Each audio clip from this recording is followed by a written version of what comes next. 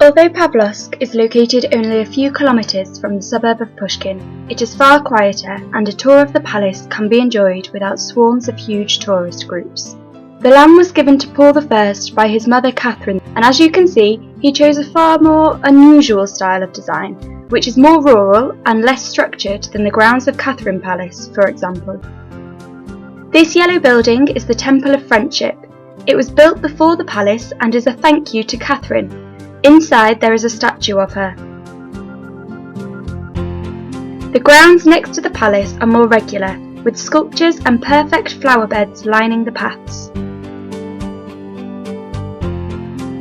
The palace itself was built in the late 18th century.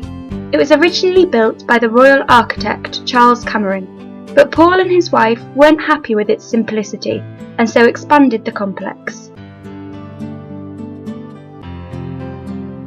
In the centre of the courtyard there is a statue of Paul I. Inside the palace is more indulgent than the exterior. Whilst the palace was being built, Paul and his wife travelled around Europe collecting art for their palace.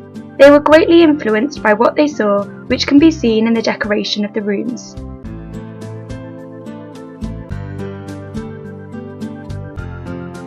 This is the library designed by Rossi, which was added after Paul's death by his wife Maria Feodorovna.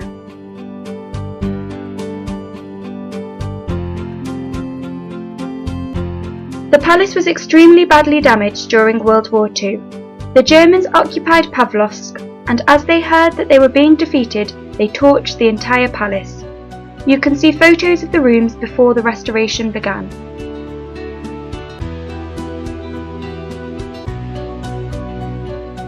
This is a beautiful tapestry in Maria's study.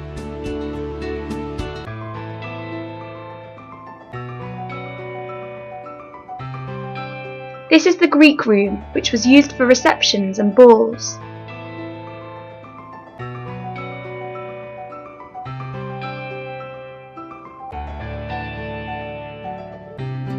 The picture gallery was built between 1797 and 1799. Originally there were 88 pictures, but unfortunately they didn't survive. The Hall of Peace is adorned with mouldings of musical instruments, flowers and fruit.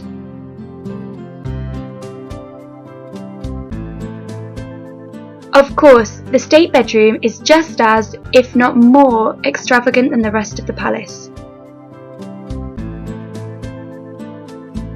This is the largest room in the palace, and although it is set up as a dining room, it is actually called the throne room. It was created right at the end of the 18th century.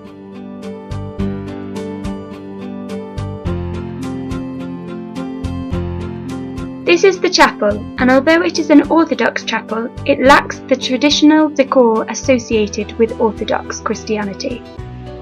The palace and its grounds are far more serene and tranquil than its neighbouring palace in Pushkin, and it is just as beautiful.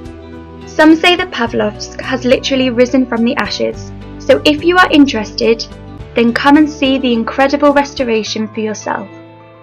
For more information on St. Petersburg and Russian tours, please visit the Express to Russia website.